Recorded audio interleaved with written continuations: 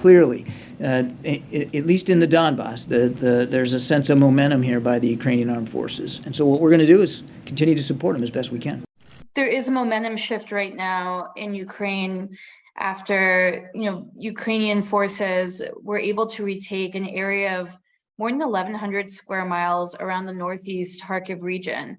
They basically pushed Russian forces completely out of there. And that's an area that's right up against the border. It's really been under occupation basically since day one of the war. And all of a sudden, within a week's time, the Ukrainians were able to make this really quick surprise push when everybody kind of expected the counteroffensive to happen in the south.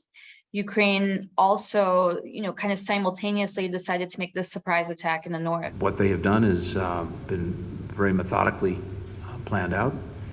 And of course, it's benefited from significant support from the United States and many other countries in terms of making sure that Ukraine has in its hands the equipment it needs to prosecute this counteroffensive. Ukraine has been able to get more and more of the heavier Western weapons that it's been asking for, including, the HIMARS weapon system that comes from the US, which is a multiple launch rocket system with a longer range than anything that Ukraine currently has. With that, they were able to, over the past few months, target Russian ammunition depots, command posts, and supply routes. And that was really putting a strain on, Russian logistics and their own operations that I think did take kind of a progressive toll.